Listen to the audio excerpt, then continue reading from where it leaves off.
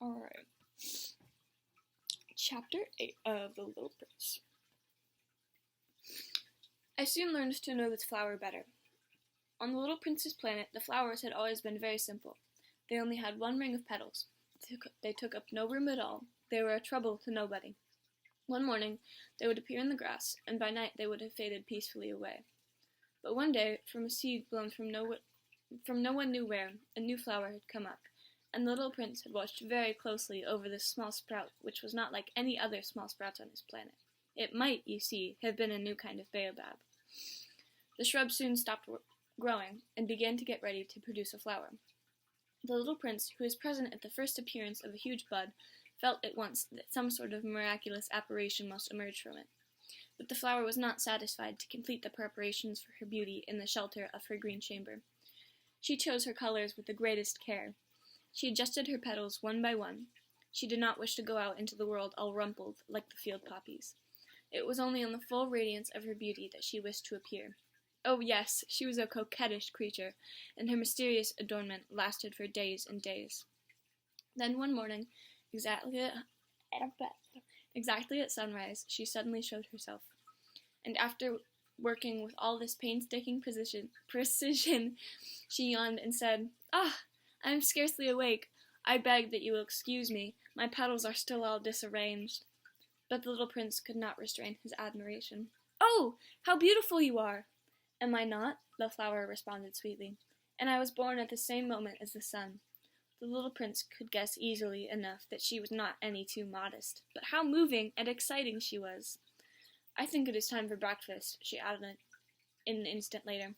"If you would have the kindness to think of my needs." And the little prince, completely abashed, went to look for a sprinkling can of fresh water. So he tended the flower.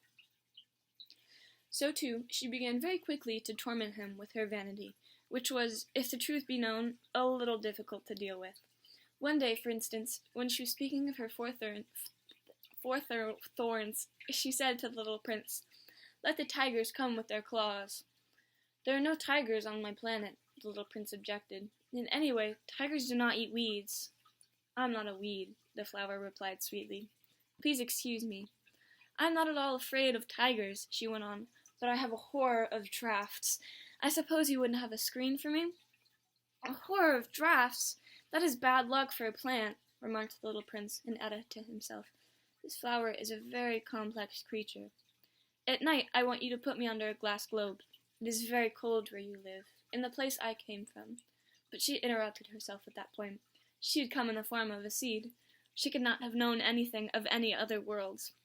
Embarrassed over letting herself be caught on the verge of such a naive untruth, she coughed 2 or 3 times in order to put the little prince in the wrong. "The screen?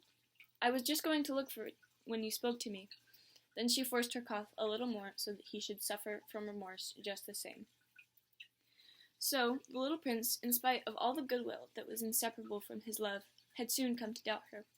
He had taken seriously words which were without importance, and it made him very unhappy. "I ought not to have listened to her," he confided to me one day. "One never ought to listen to the flowers. One should simply look at them and breathe their fragrance. Mine perfumed all my planet, but I did not know how to take pleasure in all her grace. This tale of claws, which disturbed me so much, should only have filled my heart with tenderness and pity." And he continued his confidences. "The fact is that I did not know how to understand anything. I ought to have judged by deeds and not by words. She cast her fragrance and her radiance over me. I ought never to have run away from her.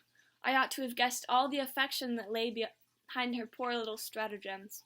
Flowers are so inconsistent, but I was too young to know how to love her." Yeah, there you go.